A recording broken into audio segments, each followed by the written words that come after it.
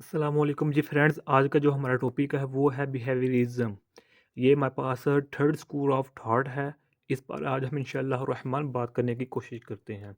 Okay, क्योंकि पिछले दो वीडियोस में हमने स्टडी कर लिया था कि व्हाट इज़ स्ट्रक्चरलिज्म और व्हाट इज़ फंक्शनलिज्म। इनके बारे में जितनी भी मालूमात होती थी, जितनी भी पॉसिबल थी, वो हमने डिस्कस की थी लास्ट टू वीडियोस में। तो आप वो देख सकते हैं और मैं डिस्क्रिप्शन में इसका लिंक भी दे दूंगा। ओके, चूँकि साइकोलॉजी की हिस्ट्री को, या हम ये कह सकते हैं कि साइकोलॉजी के तारुफ को, इंट्रोडक्शन ऑफ साइकोलॉजी को मालूम करने के लिए, जानने के लिए हमें जो बेसिक पॉइंट्स का पता होना चाहिए। उन बेसिक पॉइंट्स में से एक जो मेन पॉइंट है वो है स्कूल ऑफ थॉट्स। अगर हमें स्कूल ऑफ थॉट्स का नहीं पता होगा तो हम साइकोलॉजी को बेहतर तरीके से नहीं समझ पाएंगे। ओके हो गया। तो स्कूल ऑफ थॉट्स पांच है हमारे पास। पहला है स्ट्रक्चरलिज्म, सेकंड है फंक्शनलिज्म, थर्ड हमारे पास बिहेवियरिज्म जो आज हम डिस्कस करेंगे, और फोर्थ हमारे पास psychoanalysis, psycho psychoanalysis है ये हमारे पास, और जो फिफ्थ हमारे पास है गेस्टाल्ट साइकोलॉजी। ओके, आज हम जो थर्ड है बिहेवियरिज्म, इस पर बात करने की कोशिश करते हैं। तो आइए स्टार्ट करते हैं हम टॉपिक को कायदे तौर पर। बिस्मिल्लाहिर्रहमानिर्रहीम, सल्लल्लाहु अला मुहम्मद सल्लल्लाहु अलैहि व आलिहि वसल्लम। Behaviorism. John B Watson became the founder of the school of thought. जो ये हमारे पास थर्ड स्कूल ऑफ थॉट है बिहेवियरिज्म, इसका जो फाउंडर था या फादर ऑफ दिस बिहेवियरिज्म या father of this school of thought is John B Watson है। ये जॉन बी वटसन इसका जो है फादर माना जाता है। इसने सबसे पहले इस पर काम किया था, और इसने ये 1924 में 1924 में इसने ये अपना लॉ पेश किया था इसका बिहेवियरिज्म का। ओके, और अगर इसके हम बर्थ की बात करें तो वो 1878 से लेकर 1958 तक, यानी कि 1878 से लेकर 1958 तक इसकी इसमें पैदा हुआ था, इसमें फोत इस तरीके को फोत हुआ था। और इसने जो अपना लॉ पेश किया था जो बिहेवियरिज्म का मतलब इसने जो मालूमात थी वो 1924 में पेश किया था। ओके हो गया। तो अगर हम देखेंगे इसके अलावा जो जॉन बी वटसन है, इसके अलावा और भी कई साइकोलॉजिस्ट हैं जिन्होंने इस पर काम किया था, इसकी यानी कि इसकी मदद कह सकते हैं, इसकी मदद की थी।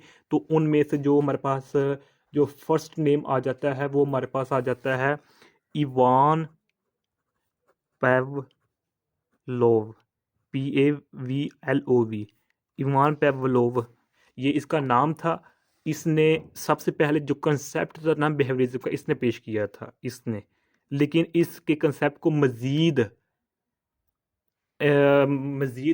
बढ़ा चढ़ाकर जो पेश किया था वो किया था जे बी वाटसन ने, और इसी का इसको फादर यानी के फाउंडर माना जाता है।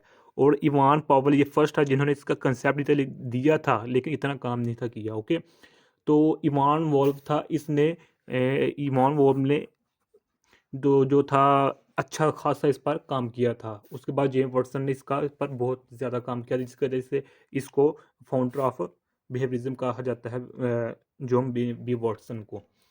अब हम इसके अलावा अगर और हम साइकोलॉजिस्ट के नाम इधर लिखना चाहें तो वो है हमारे पास BF स्किनर है हमारे पास। इसके अलावा हमारे पास जो थर्ड है हमारे पास वो है हॉल, और हमारे पास जो है हमारे पास है टॉल मैन। ये दोनों साइकोलॉजिस्ट हैं। इन दोनों ने भी काम किया, लेकिन इन दोनों ने काम तो किया लेकिन मुख्तसर सा काम किया था। जबकि जो हमारे पास है इवान पेवलोव, BF स्किनर और जॉन बीवर्स, इन्होंने तीनों ने बहुत काम किया था बिहेवियरिज्म साइकोलॉजी पर। ओके, इस स्कूल ऑफ थॉट पर बहुत ज़्यादा अच्छा काम किया था। ओके हो गया। तो अब देखते हैं हम इस पर कि ही believe that psychology should be the science of over behaviour that can be observed and studied through objective measurements. जो था बी वाटसन, इसका ये मानना था, ये कहता था कि साइकोलॉजी को जांचने के लिए, साइकोलॉजी को मालूम करने के लिए, इस पर मालूमात हासिल करने के लिए हमें सबसे जो मेन की पॉइंट है वो है हमारे पास है बिहेवियर। कि अगर हमारे पास किसी शख्स का या किसी शय को जिसकी हम साइकोलॉजी मालूम करना चाह रहे हैं, अगर हम उस शय के, उस शख्स की बिहेवियर का नहीं पता, तो हम उस शख्स की या उस शय की साइकोलॉजी को नहीं अंडरस्टैंड कर सकते। ये बी वटसन ने ये कहा था कि ही बिलीव्ड, वो ईमान रखता था, वो ये कहता था कि psychology should be science of over behaviour. क्या है? ओवर बिहेवियर, कि ये ओवर बिहेवियर का नाम है, ये ओवर बिहेवियर की साइंस है। Date can be observe and study through objective measurement, जिसको हम ऑब्जेक्टिव मेजरमेंट कर सकते हैं। यानी कि अगर एक शख्स है, उसका साइकोलॉजी हम मालूम करना चाह रहे हैं, तो उसके जो ओवर्ड बिहेवियर होगा, ओवर्ड बिहेवियर यहाँ देखिए याद रखिएगा, जो हमारे पास बिहेवियर होता है ये दो किस्मों का होता है। एक होता है ओवर और एक होता है कोवर्ड। जो हमारे पास ओवर होता है ये हमें नज़र आता है, आम आंख से नज़र आता है, जबकि जो कोवर होता है ये इंटरनली होता है। इंसान की दिमाग में जो साइकोलॉजी माइंड चल रही होती है, माइंड एक्टिविटीज़ होती है, वो कोवर्ट बिहेवियर में आ जाती है। जबकि ओवर्ट बिहेवियर जिसको हम आम आंख से देख सकते हैं, ये ओवर्ट बिहेवियर होता है। तो बी वटसन ये कहता था कि किसी शख्स की साइकोलॉजी को मालूम करने के लिए उसके ओवर बिहेवियर को हम ऑब्जर्व भी कर सकते हैं और स्टडी भी कर सकते हैं। दो चीज़ें हैं, ऑब्जर्व भी कर सकते हैं, उसको मालूम कर सकते हैं, उस पर स्टडी भी कर सकते हैं through objective measurements. Objective measurements के ज़रिए, ऑब्जेक्टिव मेजरमेंट में रहते हुए हम उसको उसके शख्स के ओवर बिहेवियर को ऑब्जर्व और स्टडी कर सकते हैं, जिसकी वजह से हम उस शख्स की साइकोलॉजी को मालूम कर सकते हैं।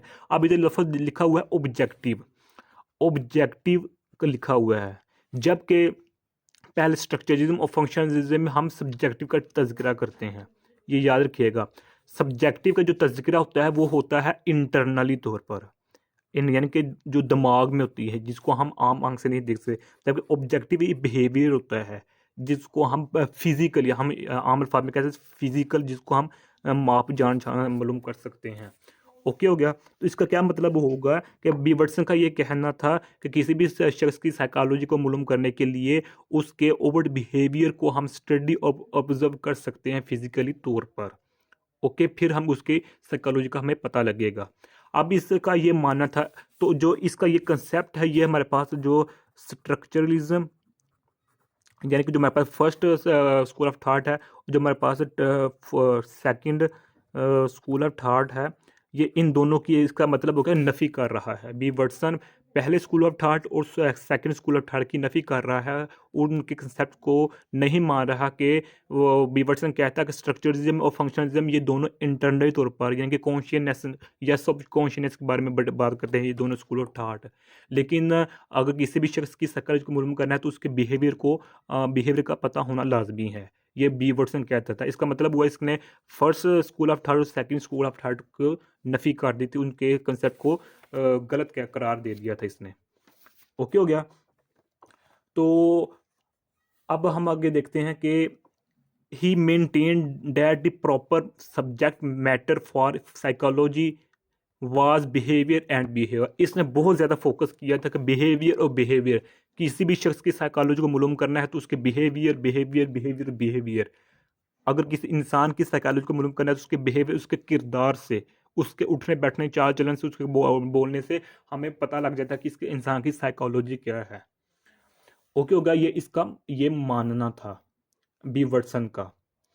अब हम इसने एक एक्सपेरिमेंट भी किया था। जो इसने एक्सपेरिमेंट किया तो वो सबसे पहले हम देखते हैं, वो उसको नाम देते हैं लिटिल अल्बर्ट।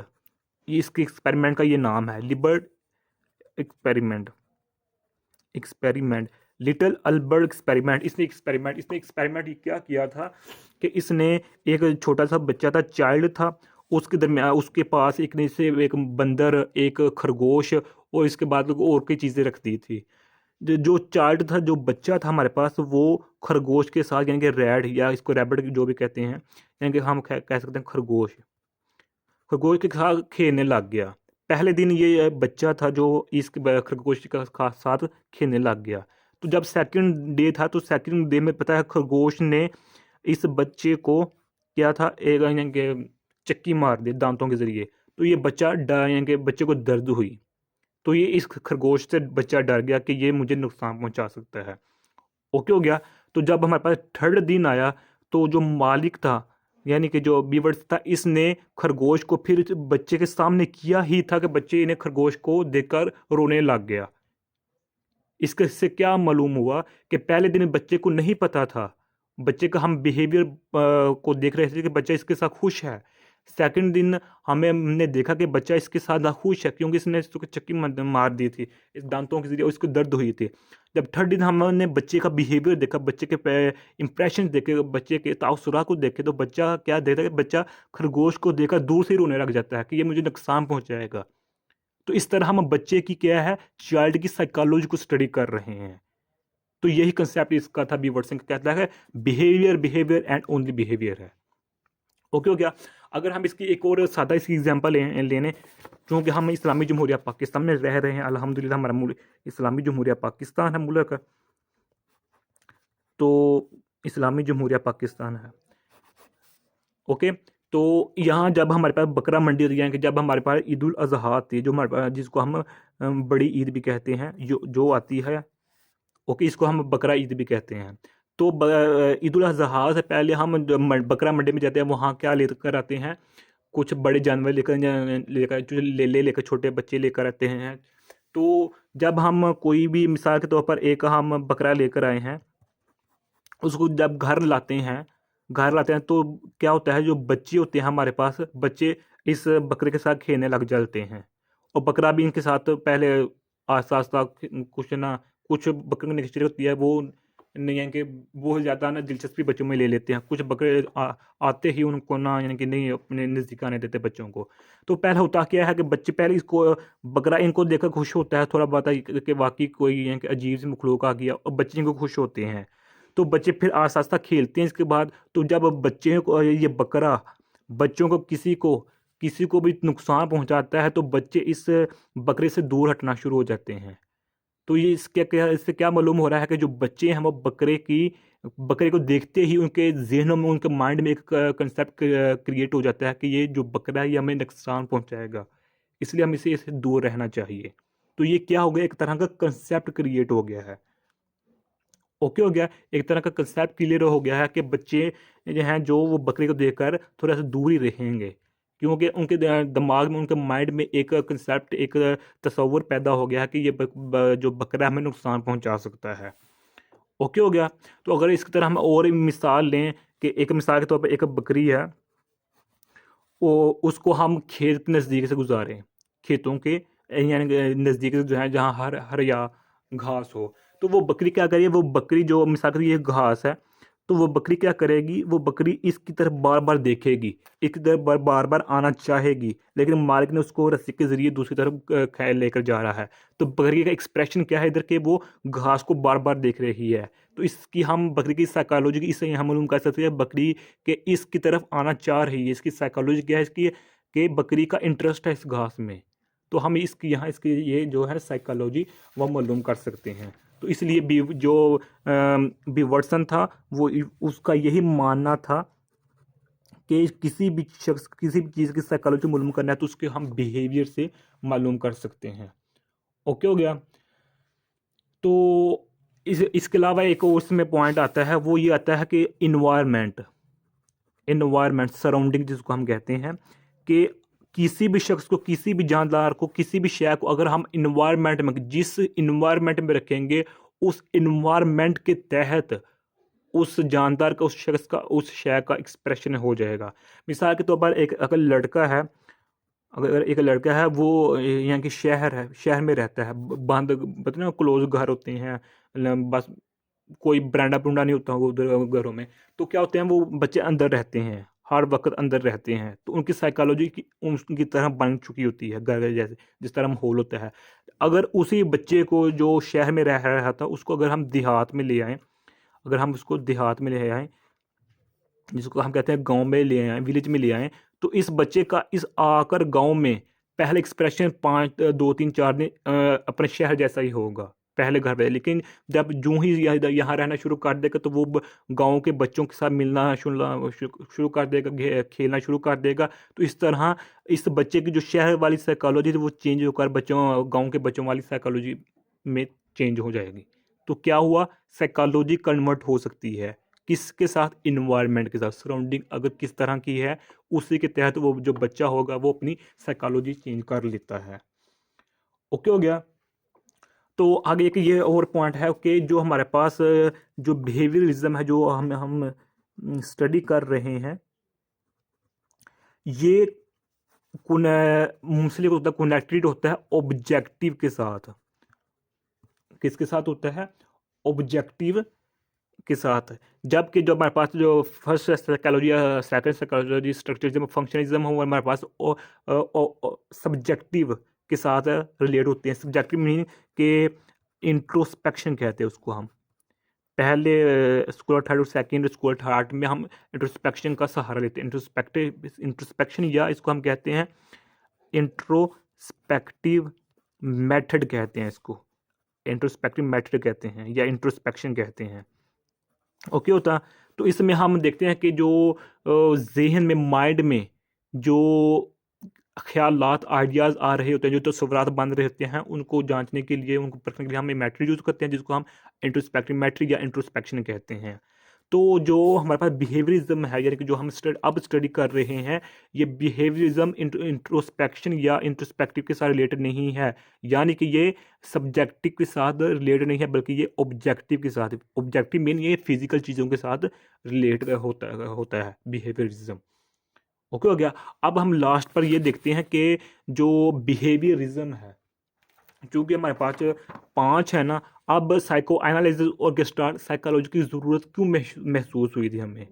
हालांकि इसने बहुत कुछ हमें अच्छा बता दिया था बिहेवियरिज्म इस स्कूल ऑफ थॉट ने, लेकिन यहाँ इसने जो यानी कि कह रहे हैं गलती इसकी वो ये थी कि इसने बहुत इसमें बिहेवियरिज्म में जो साइकोलॉजिस्ट है, इन्होंने बहुत बढ़ा चढ़ा कर बिहेवियर पर जोर दिया था, जिसकी वजह से इनके जो कंसेप्ट थे वो ठीक थे, लेकिन इतने ठीक नहीं थे तो जितने आज इस हम मॉडर्न साइकोलॉजी में स्टडी करते हैं।